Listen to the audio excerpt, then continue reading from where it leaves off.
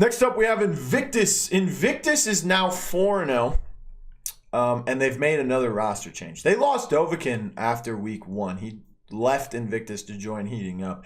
I think Invictus took a hit from that, but they were able to recover, and it shows. Not as much as I would have liked it to show, because they're facing has-beens, they're facing low-key scheming, big money esports now, and low-key scheming. Both those teams not as strong. The PS4 North American division as a whole doesn't look as strong as the preseason predicted, but there's some promise there, so don't be fooled by that. They now have Swarmso on the off tank. This is a little weird for me, because if Swarmso's playing the off tank, that means the other shutter is going to be the main tank. I think they need to swap, because I think Swarmso's always been a main tank. He's played some other things in his career with Relentless, and then afterwards he became a coach for Runaways. He was a coach for Flashpoint in their HRX run most recently. And then he was playing main tank for Bust Down for a little time period, and then he was, no longer with that team. And then he was coaching Invictus, and now he's playing for Invictus.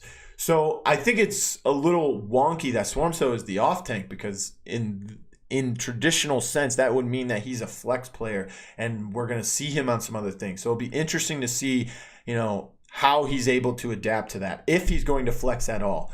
And the other shutter is the flex player normally for Invictus and for some of the past teams he's played for. So is he going to stay on that main tank role the entire time? Is he going to be the one flexing? And if so, is it going to be more comfortable than Swarmso having to play other things rather than front lines?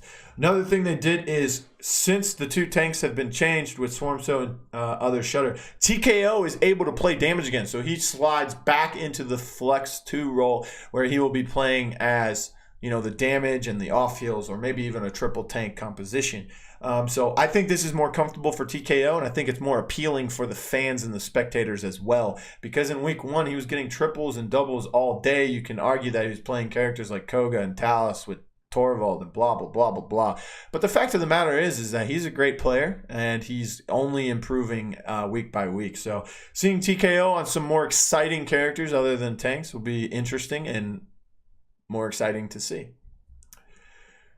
Last but not least, for Invictus, Sorrow was their main tank, and because of Swarmso coming into the lineup, other shutter moving to that main tank role, they felt that it was a better tank duo between those two than having Sorrow in the lineup. They wanted to slide Sorrow into the sub spot, but Sorrow, not wanting to be a sub for, I think, the 3rd, maybe 4th time in his career, ends up just leaving the team at his own decision, and now he's a free agent. So if any teams out there need a front line on PS4, then Sorrow, great pickup there. He's coached a couple teams as well.